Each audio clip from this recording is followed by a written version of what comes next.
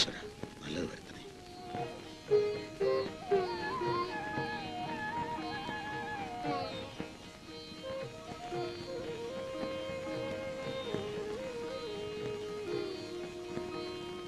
Good morning sir. Morning morning. ഇരിക്കെ. അകത്തെന്തോ പൂജയോ മറ്റോ? മകൻ ശ്രീകുട്ടന്റെ ജന്മനാളാ. അവന്റെ ഒരു ദീർഘകാല സ്വപ്നമാ സ്വന്തം പേരിലൊരു ഫാക്ടറി. എവിടെ?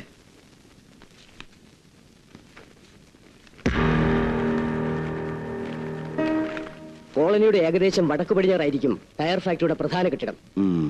അങ്ങനെ വരുമ്പോ വീണ്ടും പടിഞ്ഞാറോട്ട് മാറി ഒരു 15 ഏക്കർ ഭൂമിയെങ്കിലും ഇനിയും നമുക്ക് ആവശ്യം വരും.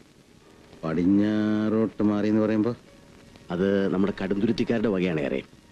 പിന്നെ കുറെ ചെറിയ പാർട്ടിയുടെ. ചോദിക്കുന്ന വില കൊടുക്കേണ്ടി വരും. ചോദിക്കുന്നവർക്ക് എന്താ ചോദിക്കാൻ പാടില്ലാത്ത? നമ്മൾ വാരിക്കൊരി കൊടുക്കാതിരിക്കുക. കാര്യം നടക്കണ്ടേ തോമാച്ച? കാര്യങ്ങൾ നടക്കുകയല്ലോ, നടത്തിക്കുകയല്ലേ പതിവ്. ഇപ്പൊ തന്നെ 7-8 കൊല്ലം കടിച്ചു തൂങ്ങി കേസ് നടത്തി നമ്മൾ ആ കോളനി ഒഴിപ്പിച്ചെടുത്തില്ലേ? ഒഴിപ്പിച്ചെടുത്തു എന്ന് പറയാറായിട്ടില്ല. കോടതി അവർക്ക് അനുവദിച്ച 45 ദിവസം വരെ അവരവിടെ തന്നെ ഉണ്ടാവും. 45-ാം ദിവസം 5 മണിക്ക് ശേഷമേ പ്രസ്തുത ഭൂമിയിൽ നമുക്ക് എന്തെങ്കിലും ഒരു മൂവ്മെന്റിന് പറ്റത്തുള്ളൂ. ഈ 45-ാം ദിവസം 5 മണി എന്ന് പറയുന്ന ഒരു മണി ഇല്ലാതിരിക്കില്ലല്ലോ വക്കീലെ. ഇനി ഈ പറഞ്ഞ 45-ാം ദിവസം 5 മണി കഴിയട്ടെ, അടിച്ചു പൊളിച്ച് നേരത്തുക, അത്ര തന്നെ.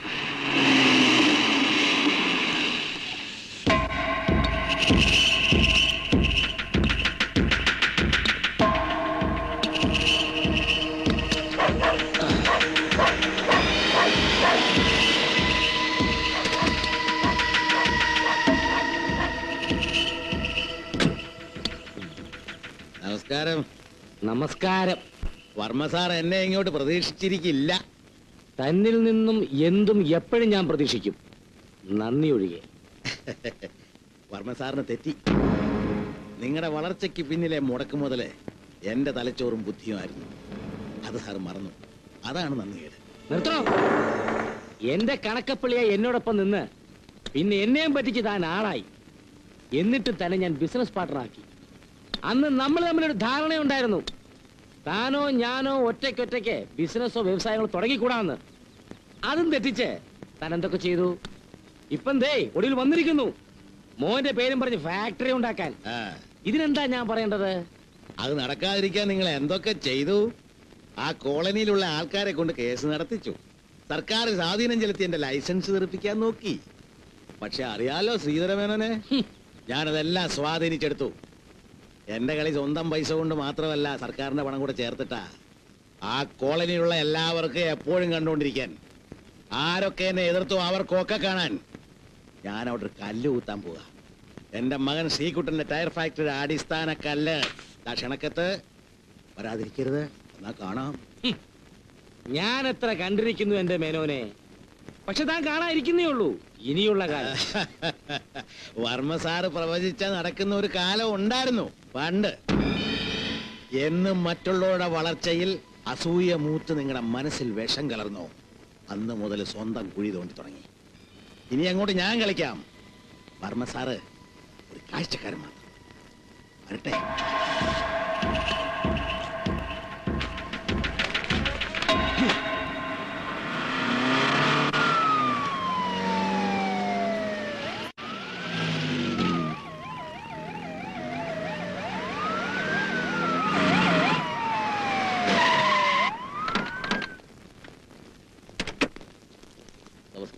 നമസ്കാരം. കൊടുക്ക. ഇങ്ങോട്ട് വാ. നമസ്കാരം. പ്രിയമുള്ളവരെ, തിരക്കിട്ട പരിപാടികൾക്കിടയിൽ സുദീർഘമായ പ്രസംഗത്തിന് സമയമില്ല. നിങ്ങളുടെ വിലയേറിയ സമയം ഞാൻ അതിനുവേണ്ടി പാഴാക്കുന്നുമില്ല.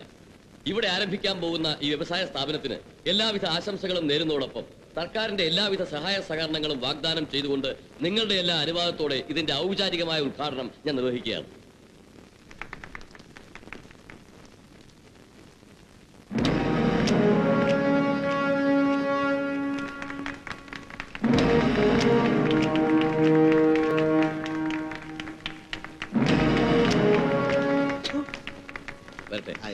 Wish you all the best. Thank you, sir. 45-ാം ദിവസം ഇവറ്റകളൊക്കെ പറഞ്ഞു വിട്ട് ഈ കോളനി മുഴുവൻ ഇടിച്ച് നിരത്തിയിട്ട് ഞാൻ ഇതിനകത്ത് കാലുകുത്തും. ഇതേ തമാശ. രണ്ടും നടക്കും. ഇടിച്ച് നിരത്തുകയും ചെയ്യും, കാല് കുത്തുകയും ചെയ്യും.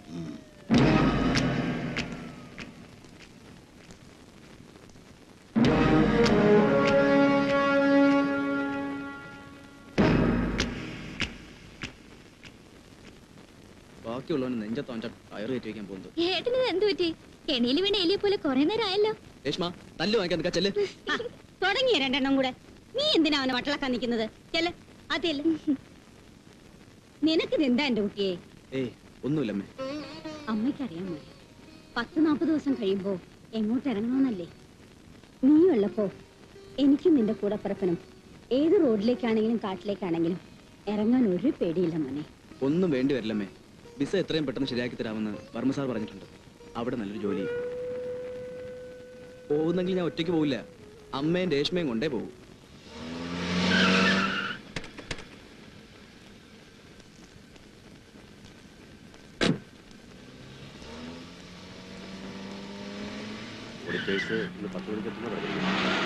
സുശീലിന് എത്താതെ മറ്റോ ഇരിക്കോ?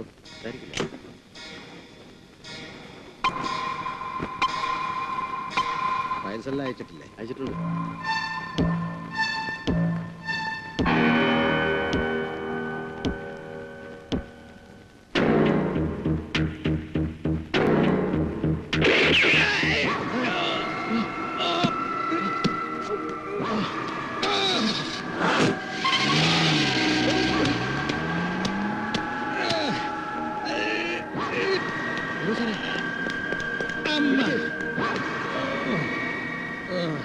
വേണു സാറേ,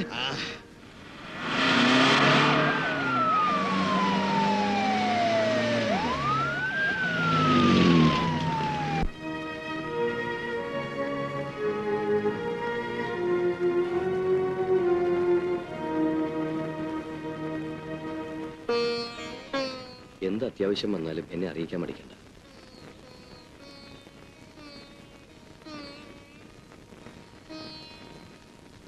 അപ്പൊ ഞാൻ വരട്ടെ. സമാധാനമായിരിക്കുക. ഏറ്റവും നല്ല വൈദ്യസഹായം ഇവിടെ കിട്ടും. പിന്നെ നമ്മളൊക്കെ ദൈവത്തോട് പ്രാർത്ഥിക്കുക. ആട്ടെ, മേനോൻ എങ്ങനെ പറയത്തക്ക ശത്രുക്കൾ? അച്ഛന് ശത്രുക്കൾ എന്ന് പറഞ്ഞ ശത്രുക്കളായിട്ട് സാർ, ടയർ ഫാക്ടറി സ്ഥാപിക്കാൻ പോകുന്ന കോളിൽ നിന്നും ഇത്തരത്തിലുള്ള ഒരു അറ്റാക്കിന് സാധ്യതയുണ്ട്. എങ്കിൽ 24 മണിക്കൂറിനകം ആരാണോ ഈ പോക്കർത്തരം കാണിച്ചത് അവരെ കസ്റ്റഡിയിൽ എടുക്കും.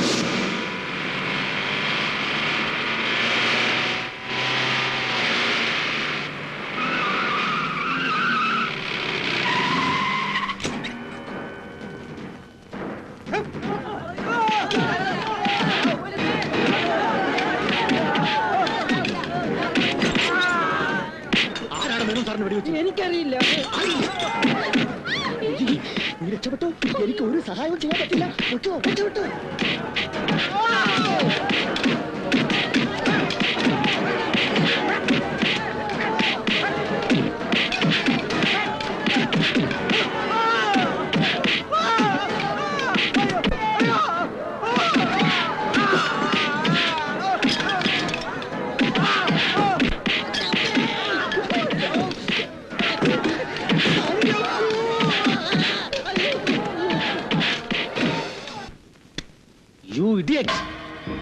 വർമ്മ സാർ, ഞാൻ വർമ്മച്ചാറ് എനിക്ക് വേണ്ടിയിട്ട് മാത്രമല്ല നിനക്കും കൂടെ ആയിട്ട് നീ ഈ കാര്യം ഏറ്റെടുത്തത്. എടാ, ഒറ്റ വെടിക്ക് ആളെയും തട്ടി അതിനുള്ള ചക്രവും വാങ്ങി വണ്ടി കയറി പോകുന്ന 1000 പേരെ കിട്ടാഞ്ഞിട്ടല്ല. അറിയാം. എന്തോന്നറിയാം? പണ്ടി മേനോൻ എന്നെ കൊല്ലാനയച്ച ട്രക്കൻ ലോറി എന്റെ കാലേ കൊണ്ടുപോയുള്ളൂ. പക്ഷേ നിന്റെ അച്ഛനെ അപ്പാടാ കൊണ്ടുപോയത്. ഓ, മരിച്ചു കിടക്കുന്ന അച്ഛന്റെ രൂപം ഇന്നും എന്റെ മനസ്സിലുണ്ട് സാർ. ഈ കിടപ്പിൽ മേനോൻ ചാവും. ഇല്ലെങ്കിൽ ഇനി ഒരു അവസരം കൂടെ സാറിനിക്ക് തരണം. കിട്ടിയ അവസരം കളഞ്ഞു വിളിച്ചവനാണോ ഇനിയൊരവസരം? ഞാൻ അതും വിശ്വസിച്ചിരിക്കണമല്ലേ? എന്നെ വിശ്വസിക്കണം സാർ, ഞാനത് സാധിക്കും. സാധിച്ചിരിക്കണം. അതിനായി കണ്ണും കാതും മനസ്സും കൂർപ്പിച്ചിരിക്കണം. ഇപ്പോൾ പറ്റിയ അബദ്ധം കയ്യിലൊരു വിലങ്ങായി വീഴാതെ സൂക്ഷിക്കേണ്ടതും നിന്റെ ചുമതലയാണ്. മനസ്സിലായോ? കൂടെ നിൽക്കുന്നവരെ കൂട്ടിപ്പിടിക്കുന്നവനെ ഈ വർമ്മ. നിനക്കും നിന്റെ കുടുംബത്തിനും ഞാനേറ്റ വിസയും വിദേശയാത്രയും ജോലിയും ഒക്കെ കിട്ടിയിരിക്കും. വളരെ സൂക്ഷിക്കണം. എനിക്കുള്ള എന്തെങ്കിലും നല്ല വാർത്തയും കൊണ്ടാണോടോ തന്റെ ഈ വരവ്? നല്ല വാർത്തകൾ ആകെ കോളാക്കില്ല എന്റെ വർമ്മ സാറേ. ജോലി അറിയാത്ത ഏത് കുതിരക്കടാരനെയാണ് സാറി പണി ഏൽപ്പിച്ചത്? അത് വെറുമൊരു വാടാക്കൊരാളി അല്ലെന്ന് വെച്ചോളൂ. പിന്നെ മേനോന്റെ മൊഴി വല്ലതും? അതുണ്ടായിട്ടില്ല. ആ കോളിൽ നിന്ന് ആരെങ്കിലും ആയിരിക്കും അത് ചെയ്തെന്ന് വരുത്തി തീർക്കാൻ എന്നെ കൊണ്ട് ആവുന്നൊക്കെ ഞാൻ ചെയ്തിട്ടുണ്ട്. ഈയുടെ ആറ്റിറ്റ്യൂഡ് സാറിന് അറിയാമല്ലോ, കമോൺ. കോളനി പോയി അടിച്ച് പൊളിച്ച് നിരത്തിയിട്ടുണ്ട്. മേനോനോട് അവിടെ ഉള്ളവരുടെ പകയും വിരോധവും ഒന്നുകൂടെ വളരട്ടെ. ഗുഡ്.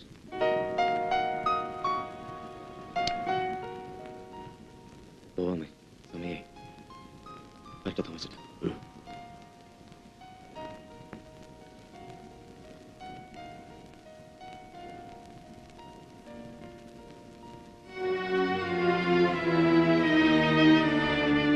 ആർക്കാടോ എന്റെ ശവം വേണ്ടത്? ശത്രുക്കളാ. എന്റെ ശത്രുക്കൾ എന്റെ കുടുംബത്തിന്റെ ശത്രുക്കളാ. ഞാൻ പറയുന്ന തോമാച്ചൻ മനസ്സിലാകുന്നുണ്ടോ? ഉവ്വ്. കുട്ടികളുടെ കാര്യത്തിൽ പ്രത്യേകം ശ്രദ്ധ വേണം. അവരപകടപ്പെടാതെ നോക്കണം. ഒന്നും വരില്ല. സമാധാനമായിട്ട് കിടന്നുറങ്ങും.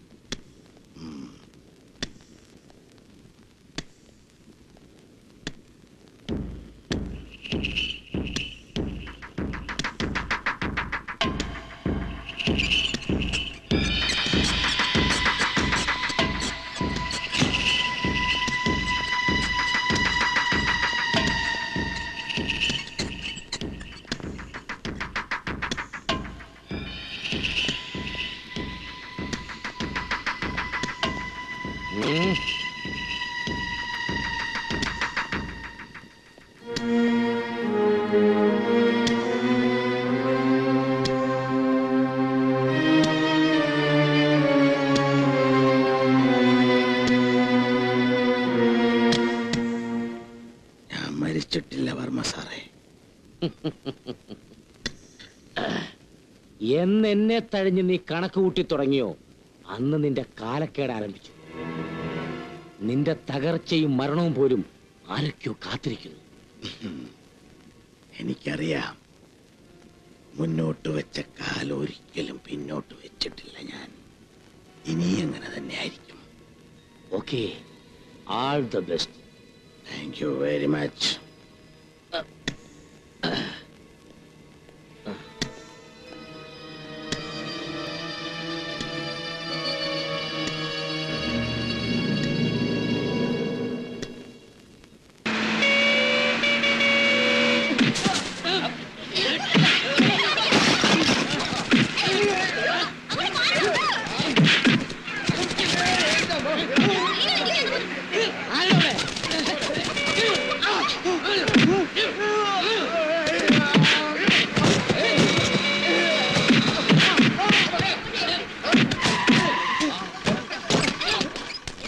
എങ്ങനെയുണ്ടാ കള്ള സുവാർ? വേണ്ടാത്തതിന് മേല് വേണമെന്ന് മനസ്സിലായില്ലേ? ദാദയാണ് പറയണേ, വെറും ദാദയല്ല, ഭൂമൂക്ക ദാദ, ഗുലാം മുഹമ്മദ് കരീം ദാദ. നമ്മളെ ശിഷ്യൻ ലംബുവിനോട് കളിച്ചാൽ അക്കളി തീക്കളിയായിരിക്കും. മോനെ ലംബു, മതി നിർത്ത്, ഇനി തല്ലല്ലേ, ഇനി തച്ച ചത്തു. വാ അങ്ങോട്ട് ഇറങ്ങി വാ, അങ്ങോട്ട് ഇറങ്ങി വാ.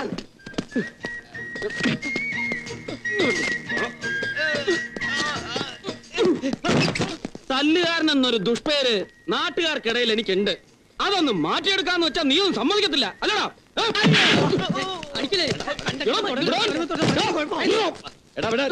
എന്താ ഇവിടെ?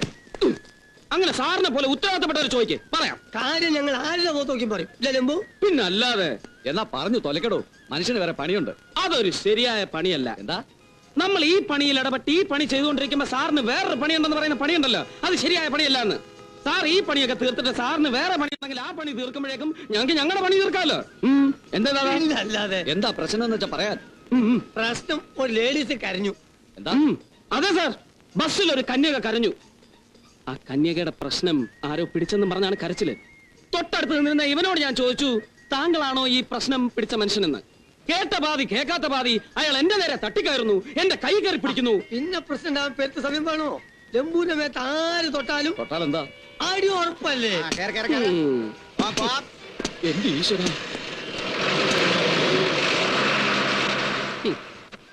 മോനെ ലംബു, ഞാൻ ഒരു സത്യം പറയട്ടെ. നിങ്ങൾ ഇന്നോളം സത്യം പറഞ്ഞിട്ടുണ്ടോ എന്റെ ഭായി? പറച്ചോലാണ്, എനിക്കൊരു നിർബന്ധമുണ്ട്. ജീവിതത്തിൽ ആദ്യമായിട്ട് ഒരു സത്യം പറയുമ്പോ അതിന്റെ ലംബുവിനോട് തന്നെ ആയിരിക്കണം. എന്റെ സമയദോഷം. പറഞ്ഞോളൂ. ലേഡീസിന്റെ പ്രശ്നത്തിൽ കൈവച്ചില്ലേ, അത് ഞാനായിരുന്നു.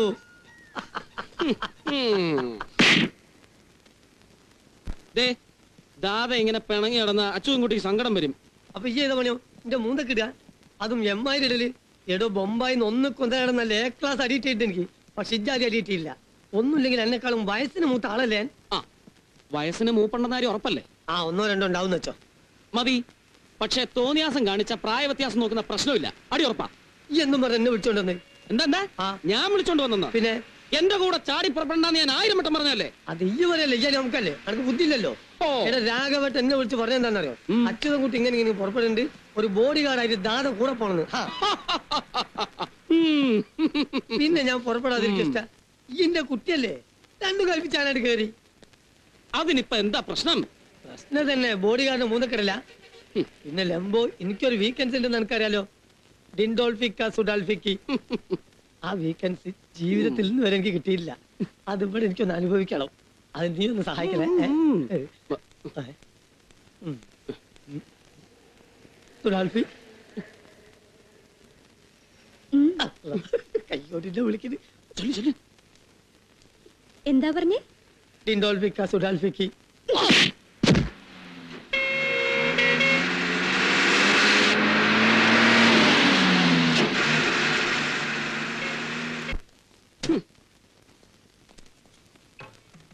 കിട്ടിയില്ല രുണ്ടോൾഫി.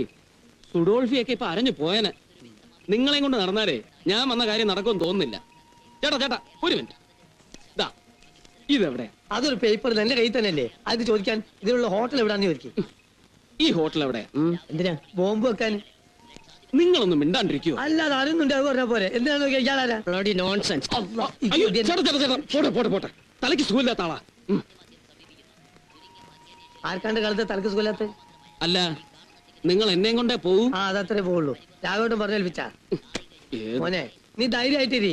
ഇത് സൂചി കടപ്പുറത്ത് പോയതൊന്നും അല്ലല്ലോ, വലിയൊരു ഹോട്ടലല്ലേ. അത് ഞാൻ കണ്ടുപിടിച്ച് ഏൽപ്പിച്ചു തരാം. പോരെ, വാ വാ. ഈ എന്താണ് ഹോട്ടൽ? എന്തോട്ടല്ല ദാദാ? എന്തേ സംഗതി കൊള്ളാം. ഓ ഇവിടെ നമുക്ക് വേണ്ടതൊക്കെ കിട്ടും. സുഡാൽഫി പിന്നെ എന്റെ മോഹങ്ങൾ പൂവണിയും. എന്തോന്ന് ചോദ്യമാണ് എന്റെ ചേട്ടാ. ഈ ഗേറ്റ് കടന്ന് നേപ്പാൾ വഴി അങ്ങ് കൊയിലാണ്ടിക്ക് പോകാൻ പറ്റുമോ? പ്രിൻസ് ഹോട്ടലിലേക്കുള്ള വഴി അങ്ങോട്ട് പോന്നു. എന്താ ദാദാ? പിന്നല്ലാതെ. കണ്ടിട്ട് ഇവിടുത്തെ താമസക്കാരാണെന്ന് തോന്നുന്നില്ലല്ലോ. ഇപ്പൊ അല്ല, ഇവിടുന്ന് അങ്ങോട്ട് ആയിക്കോളും കേട്ടോ. മനസ്സിലായില്ല? എടുക്കണോ കൈ? സെക്യൂരിറ്റിയെ ഭീഷണിപ്പെടുത്തുന്നോ? ഇറങ്ങിപ്പോടാ. അന്ന് കുറുക്കെ പണി ഉണ്ടാക്കല്ലേ, ഓന്റെ ശരീരത്തെ തൊട്ട സ്വഭാവം മാറും. എന്താ ചെയ്യും?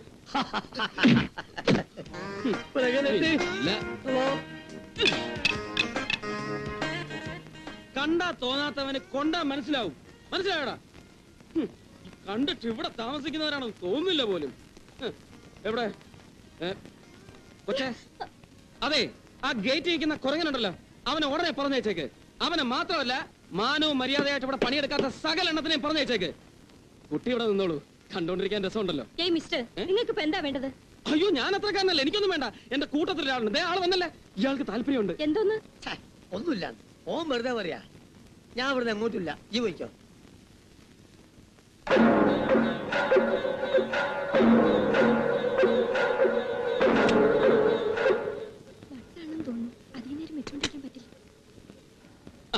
മനുഷ്യനെ നോക്കി പേടിപ്പിക്കാതെ ഒരു നല്ല മുറിയുടെ ചാവി ഇതാ കൊച്ചേ. റൂമൊന്നും വേക്കന്റ് ഇല്ല. അതിന് കുഴപ്പമില്ല, പറഞ്ഞാ മതി.